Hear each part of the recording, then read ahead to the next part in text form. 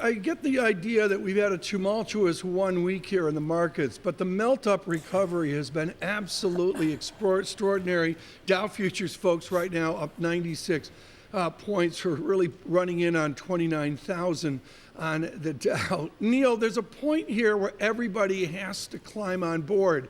Are you witnessing that at Allianz, both at Allianz and away from Allianz, and that people are buying in just because they literally have to? Well, I have to say, Tom, I mean, I do think that there is an element of our favourite girlfriends, Tina and Trina. There really is no alternative, is definitely at work in the US. I think with the Brexit relief, we've seen a lot of money come into the UK.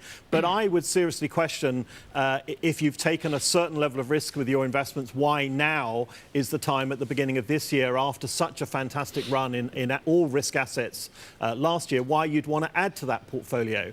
And to be honest, Tom, I think, yes, we have had a big bounce, but what I'm more nervous of, given the leadership that we see from the US, is it's all been in the fangs. Yeah. That is a very, very safe, defensive way of putting your money to work. You're not having to do a lot of stock picking to invest in the fangs at the moment.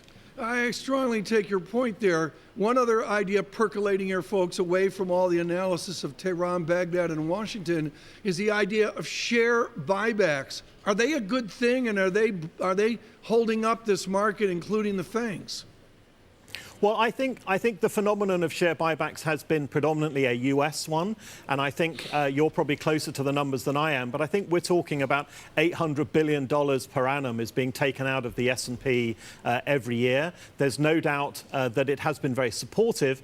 I think with my ESG hat on, I think the governance around share buybacks needs to be revisited, because obviously as an industry, we are incentivizing many managements through share options and share schemes, and of course those the largest seller of the US equity market last year was share management, and the largest buyer of companies of shares was companies themselves. So how they rationalize that independence when they make those decisions, I find quite perplexing. Neil, I guess the story of 2019 is that it was difficult not to make money in equity markets, yes, to put it bluntly, and a lot of chief executives just weren't investing enough, right? They were giving back. Yes. At what point does this become a real danger? That you know, your number one concern, that there's not enough reinvestment in the system? Well, I think, to be honest, Francine, it's a good question, but I think we're already seeing it across most of the developed world. We're seeing low levels of R&D and therefore low levels of productivity.